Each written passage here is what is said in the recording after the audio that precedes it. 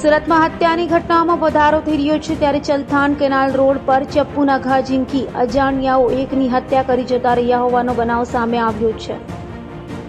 સુરતમાં ખરેખર કાયદો અને વ્યવસ્થાની સ્થિતિ કથળી રહી હોય તેમ લાગી રહ્યું છે ત્યારે ફરી એક હત્યાની ઘટના બનતા ચકચાર મચી જવા પામી છે। વાત એમ છે કે સુરતના ડિંડોલી પોલીસ મથક વિસ્તારમાં આવેલ ચલથાણ કેનાલ રોડ પર ચપ્પુના ઘા ઝીંકી એકની હત્યા કરાઈ હતી। અજાણ્યા હત્યારાઓ હત્યા કરી ભાગી છૂટ્યા હતા તો બનાવની જાણ થતાં ડિંડોલી પોલીસનો કાફલો સ્થળે દોડી ગયો હતો અને લાશનો કબજો લઈ અજાણ્યા હત્યારાઓને ઝડપી પાડવા ચક્રો ગતિમાન કર્યા હતા।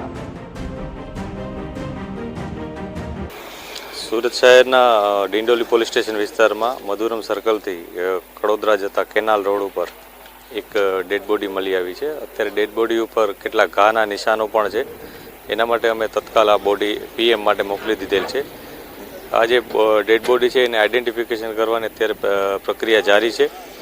અમે તપાસ કરી રહ્યા છીએ કે આમાં આ વ્યક્તિ કોણ છે પહેલાં, અને ભોગ બનનાર વ્યક્તિ અને એને સંલગ્ન કોઈ વ્યક્તિ મળી આવે તો એની તપાસ અત્યારે ચાલુ છે।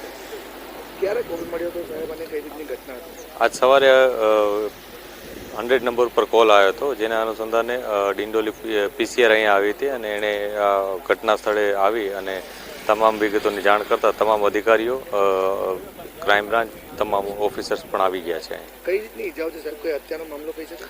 પ્રાથમિક દ્રષ્ટિએ કેટલીક ઈજાઓ જણાય છે કે જેના ગળા ઉપર અને હડપચી ઉપર ને એના ઉપર કોઈ તીક્ષ્ણ હથિયારથી અથવા એવા કોઈ હથિયારથી ઘા કરેલું હોય અને બ્લડ ખૂબ વહી ગયેલું હોય એવું અત્યારે જણાય છે। તે છતાં એકવાર પીએમ રિપોર્ટ અને જે મેડિકલ એવિડન્સીસ આવશે એના ઉપર અમે આગળની કાર્યવાહી કરીશું।